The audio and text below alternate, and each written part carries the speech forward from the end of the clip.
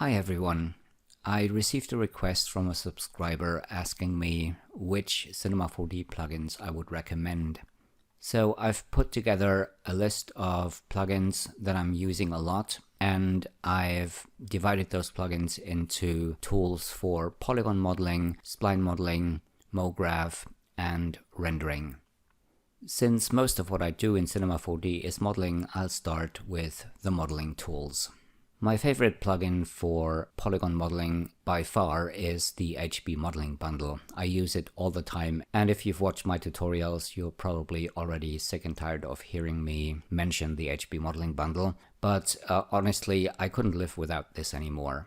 The HB modeling bundle is a collection of, I think, 80 or so scripts that make a lot of tasks in Cinema 4D easier, not just for modeling, but I mostly use it for modeling. And I have docked the scripts that I use most here to the right side of my viewport.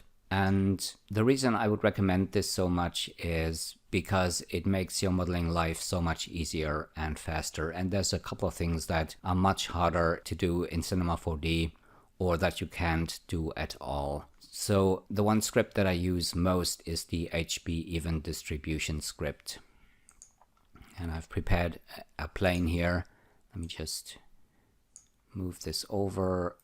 So what this does is it spaces edges apart evenly. And most of these scripts are only really useful if you use them with a shortcut. What is also useful is HB lineup.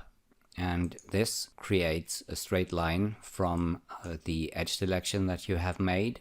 Another script I use a lot is the HB solo script. And this is much more comfortable than the Cinema 4D solo options that you have over here. So with the object selected, I can hit my shortcut here and solo the object and zoom in on it. This also works in component modes. So if I have these polygons selected, I can solo just these polygons and work on them, and then unsolo everything, go back to my original camera, and continue doing whatever it is that I'm doing.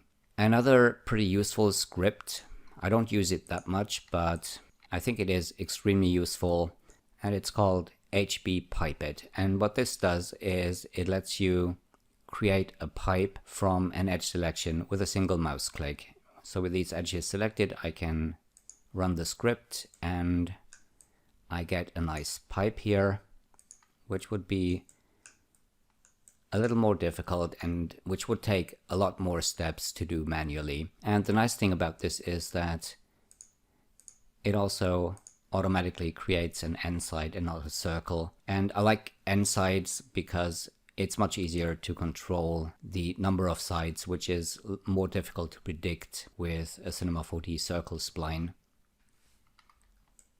And by the way, I've posted links to all of the plugins I'm mentioning in this video in the video description.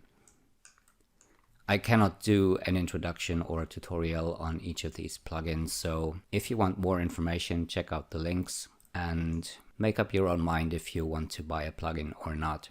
The HB modeling bundle isn't exactly cheap. I think it's about $100. You can buy it on several websites.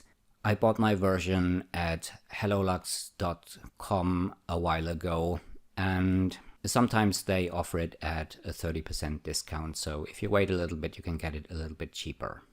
The next plugin I'm using a lot for polygon modeling is NitroCap. It's also a commercial plugin, and what this lets you do is it lets you close gaps in geometry, and the plugin will create quads. So if I use that on this object here, I can close this hole here. So this is a fast and clean way of closing polygon holes, and this plugin was well worth the money. So I'll just go back a few steps here. Next is NitroCycle. I did a pretty long tutorial on how to use NitroCycle, and this is also a great plugin for polygon modeling, and it's useful both for hard surface modeling and for subdivision surface modeling. I'll give you a quick example of what you can do with this. If I select this sphere, go to polygon mode, I have a polygon selection here, and I can use that plugin to create round shapes on geometry like this. And this is much easier and faster than trying to do this manually. And also it creates pretty clean geometry, so you can actually use that for subdivision surface modeling. So you can see we're getting a nice and clean hole on a curved surface like this without any effort. The next plugin I would recommend is a free plugin which is called Sélections supplétives by Code Vonc. And I think it is spelled like this. This plugin does a number of things. I have docked it to the right side of my viewport here. I mostly use it for selecting triangles, quads, and n-gons. You also have a couple of other options regarding selections you can make, but I hardly ever use those. And I find this very useful, especially on more complex meshes. I have set up my heads-up display so I can always see how many polygons I have. And triangles are not indicated in Cinema 4D, but if I would have n-gons here, let me just create one. If I go back to polygon mode, you can see Cinema 4D indicates that I have an n-gon here. And I mean, of course I can see it on this mesh, but if it's a more complex mesh and, you know, I've modeled for a while and then Cinema 4D says you have a couple of n-gons, I don't know where they are. So I can use this plugin to select all n-gons, and I can locate those much more easily and remove them. So that's what I use that plugin for. The next plugin also is a free one. It's called pointstocircle. As far as I know, this is not available anymore. And this is also extremely useful if you want to turn a selection into a circular selection. For example, I can select these points, and then I've also docked this script to the right side of my viewport here. It's the pointstocircle script, and it will turn the selection into a perfect circle. Then I can scale it, for example, and that's really cool. But like I said, I think this plugin is no longer available. However, there is a similar one in the HB modeling bundle, which is called Selection to Circle. Unfortunately, this doesn't work for me in release 18. It should, however, be working in newer releases of Cinema 4D. The next plugin on the list is Batch Rename Objects. Unfortunately, this is not available anymore, and in any case, it wouldn't be working in release 20 or newer anyway. And that is one of the reasons why I would always keep release 18, which I'm currently using, because this plugin here is priceless for some of the projects that I'm doing. For example, I've created thousands of spline shapes over the years, and it was really helpful to have this plugin in order to be able to rename a large number of objects. I like it much more than the Cinema 4D naming tool, and Batch Rename Objects does things you cannot do with the Cinema 4D naming tool. The next plugin on my list is a free plugin by Nitro 4D, and it's called the Magic Wedge tool. And this is a really useful helper if you want to extrude polygons around an edge. And in order to be able to do that, you need to make an edge selection and then bring up the plugin Magic Wedge tool, switch to polygon mode, select the polygon you want to extrude, and then you can left click and drag and extrude something like this. Change the subdivisions, and that's really useful, and this would be a royal pain to do in Cinema 4D. The next plugin is Parametric Tools. It's a set of tools, and I haven't used all of them. It's also free, and what you can do with that is, for example, if you have a parametric plane like this one, you can add thickness to it by using the py extrude generator. I'll just show you this one example. I haven't used most of these other tools here, but this one is actually quite helpful. So you can use that to add thickness to an object. And if you have cloth in Studio, you won't really need this particular tool here. And if you have Xparticles 4, which I do, Xparticles 4 also has an XP cloth surface, so I could do the same thing with XP cloth here. But for simple stuff like that, and if you don't have Studio or Xparticles, this is really useful and I do use it occasionally at least. Number 9 is a plugin called Topowire, and this is a commercial plugin. And what this does is it makes it easy to create a lot of wires or cables. And it's very useful if you want to add detail to your sci-fi scenes, for example. Number 10 is Baluster 4D and Stairs 4D, and this might be interesting for those of you who do a lot of architectural modeling.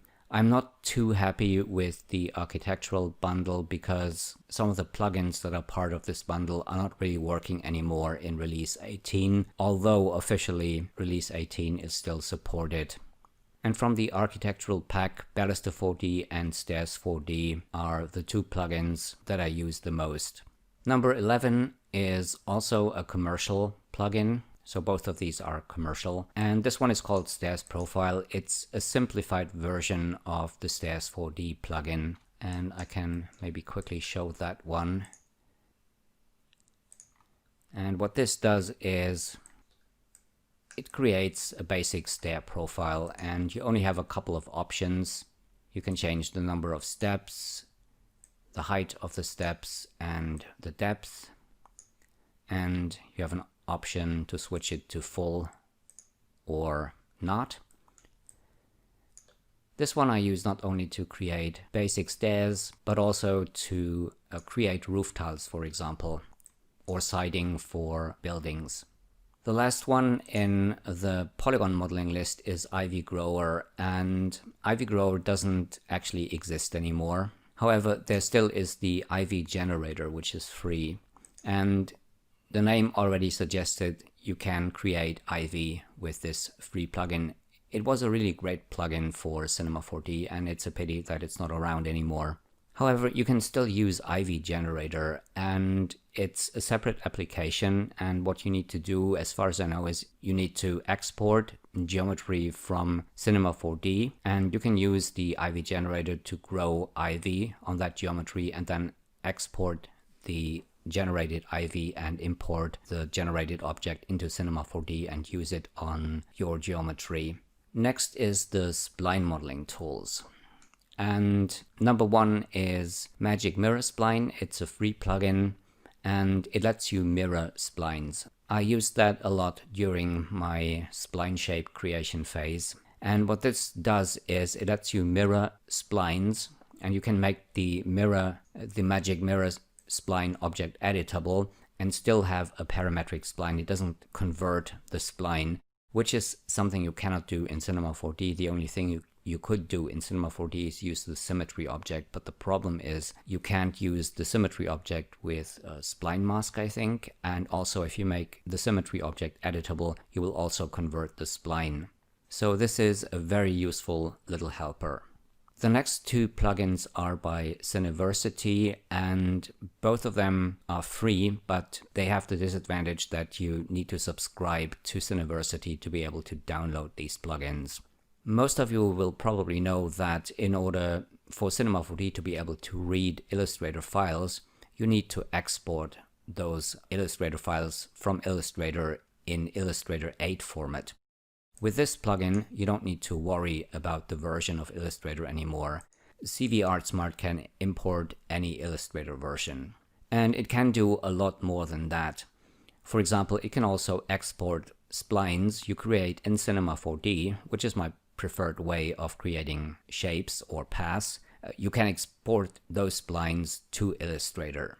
cvSplines is a tool that you can also use to create wires. So it's a bit like Topowire, but it doesn't have all of the functionality of Topowire, which is a commercial plugin and fairly expensive.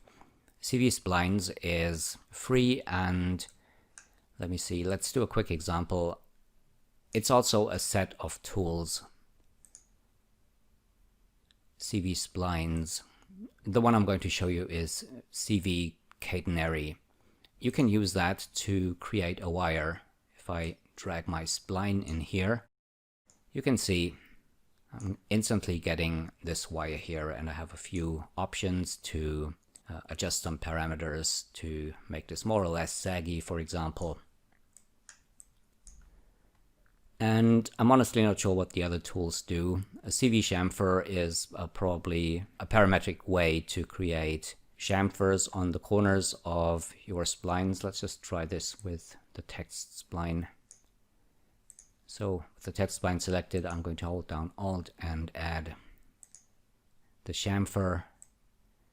And you can see I can parametrically change the radius here, turn it to flat. And that is actually pretty useful because you can't do that in Cinema 4D. If you chamfer a point on a spline, then you can't go back. And also another advantage of CV chamfer is that you can add chamfers to parametric splines. Otherwise you would have to make the spline editable and apply chamfers to your points in a destructive way. So also very useful. The next one could also be in the list for the Polygon Modelling tools. It is called Reeper, and it's also a free plugin. And what this does is it lets you create ropes.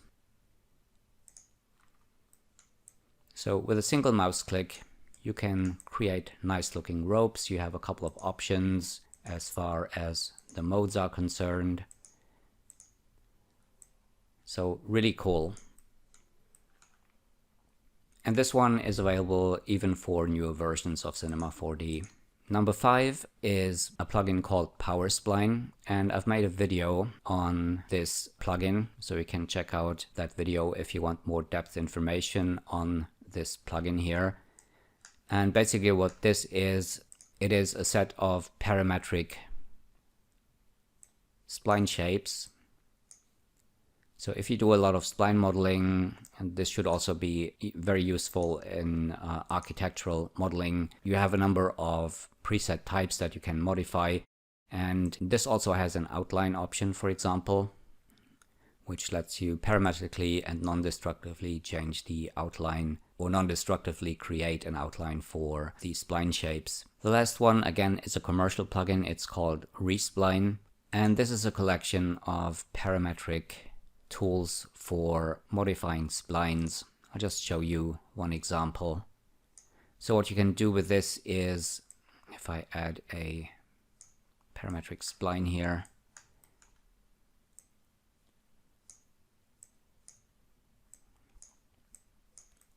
one of the things you can do with this is create outlines.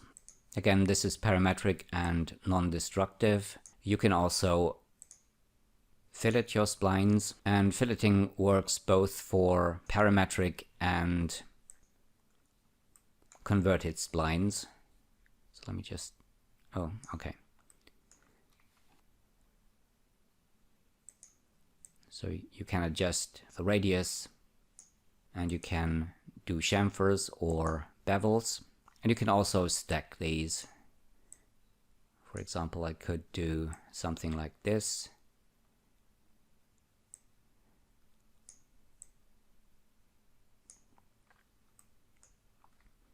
Okay, so now I'm getting the fillet, and I can still change that, switch it to sharp if I want to, and I can adjust the outline.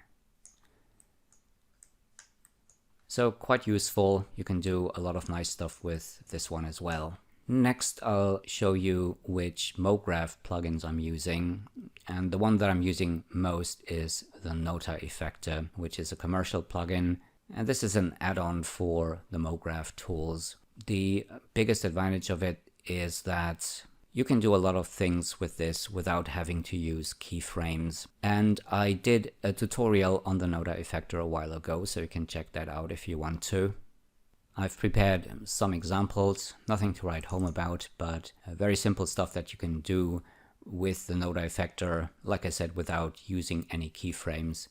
And stuff like that would probably be a little more difficult and time consuming to set up with the MoGraph tools. So that would be one example, and this would be another one. Again, very simple. And this is the example from the tutorial I did a while ago. So not a single keyframe on this either. Number 2 in the MoGraph list is 2 free plugins from Curious Animal. They have recently discontinued their commercial plugins, but these ones are still available, and these are additional effectors for use with MoGraph. One is the velocity effector and one is the cluster effector, and both of these are pretty self-explanatory. I haven't really used these a lot. With this one you can make changes to the velocity of your clones, and this one lets you create clusters of clones. The next plugin, and I put it into the MoGraph section here, but it could also go into the Polygon Modelling tools, I guess. And this one is called Unfolder. And what you can do with this one is you can reveal geometry or hide geometry, which is an oversimplified way of putting it, but that's basically what the plugin does. I've prepared a couple of examples so you can see what you can do with this. And stuff like that would be a lot harder to do in Cinema 4D. So this would be one example. Here's another one. These are all just some simple tests I did with this plugin. You can use it to reveal stuff and hide, reveal geometry and hide other parts of an object. Or do something like this.